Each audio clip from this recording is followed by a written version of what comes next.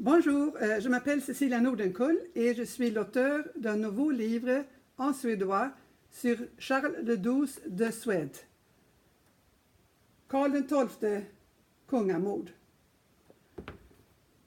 Le livre fournit des preuves irréfutables que Charles fut assassiné par son beau-frère, le prince allemand Frédéric de Hesse, le commandant en chef de l'armée de Suède, avec le soutien d'alliés étrangers. Le but de longue date de Frédéric était de devenir roi de Suède. Son allié, le roi Georges Ier de Grande-Bretagne, voulait empêcher Charles d'envoyer des troupes en Écosse. Et le duc d'Orléans, régent de France, s'est lié avec Georges Ier pour bloquer les ambitions du roi d'Espagne, le partenaire de Charles. Voltaire était un des premiers biographes de Charles XII, mais aujourd'hui il est considéré comme une victime de ses sources. Dans son biographie, Voltaire confirme la version officielle de la mort de Charles, c'est-à-dire Charles était tué dans une tranchée devant la forteresse Fredriksten en Norvège par une seule balle quand il a levé la tête sous le feu ennemi intense le soir du 30 novembre 1718. Mais un nouvel examen des rapports des témoins montre que Charles était déjà mort quand il a été placé sur le parapet de la tranchée. Ce fait est corroboré en 1917 par le chef suédois de l'équipe médico-légale, le professeur distingué Carl Magnus Fürst. Il a écrit en 1920 que la tête et le corps du cadavre embaumé de Charles étaient touchés par balle, et il a conclu que le roi avait été tué par une batterie de canons suédoises. Donc, comme Charles n'a pas été abattu dans une tranchée, où et comment a-t-il été tué? Charles ne pouvait se trouver qu'à un endroit protégé derrière les tranchées, mais d'où il pouvait être atteint par une batterie de canons suédoises à Åskleiva, à 700 mètres du côté nord de la rivière Tistedal. Basé sur les groupements militaires de plus de 25 000 soldats, sur les mouvements de batteries de canons ce jour-là et sur sa tactique antérieure, Charles était là pour donner le signal de départ à une triple attaque à la forteresse. Il a été tué par une salve de cartouches tirée de la batterie d'Åskleiva, pointée en avance vers l'endroit où se trouvait Charles. Deux adjudants étrangers ont ensuite traîné et placé son corps dans une tranchée et l'ont déclaré abattu là. C'était un assassinat avec préméditation, organisé par Frédéric de Hesse lui-même. Voici 5 éléments de preuve irréfutables. 1.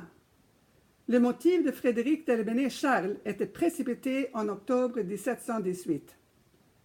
Pour éviter que Charles réceptionne la proposition de mariage envoyée par Tsar Pierre de Russie pour sa fille et le neveu de Charles, l'héritier légitime, Frédéric a convaincu Charles de partir en Norvège. Pendant son absence, l'épouse de Frédéric, la sœur de Charles, s'était vite proclamée la reine de Suède, supposant que Charles se fait tuer sur le trajet dangereux. Sans savoir que sa sœur s'est proclamée reine, Charles est revenu vivant à Strömstad, où il a rencontré Frédéric le 23 octobre. Les enjeux étaient maintenant à leur sommet. 2. Frédéric a ensuite convaincu Charles que la vie de Sa Majesté le roi était en danger. Il l'a persuadé de remplacer ses adjudants et gardes du corps par des officiers étrangers fidèles à Frédéric et au duc d'Orléans.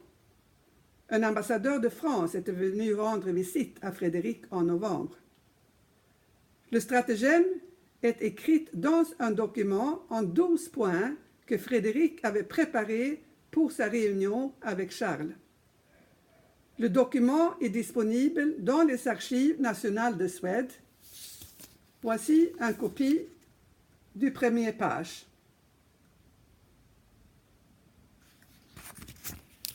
3.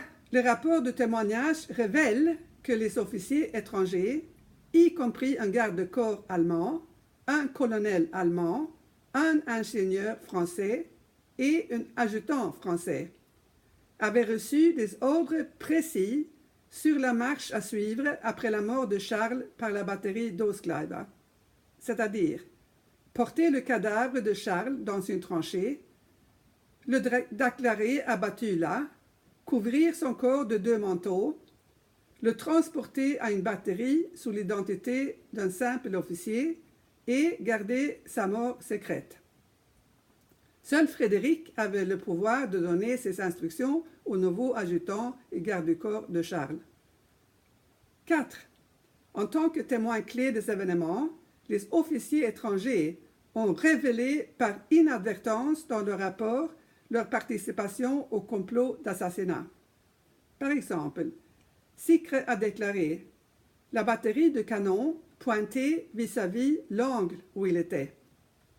Kaulbergs a déclaré « Lors du 4e coup de canon, j'ai entendu l'impact sur la tête de Sa Majesté ». Maigret a déclaré « Voilà, la pièce finie, allons souper ». 5. Le lendemain, Frédéric a manipulé le conseil de guerre composé principalement d'officiers allemands.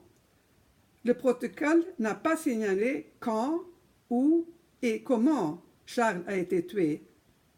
Il a seulement mentionné, en passant, que sa mort était un incident malheureux et très regrettable.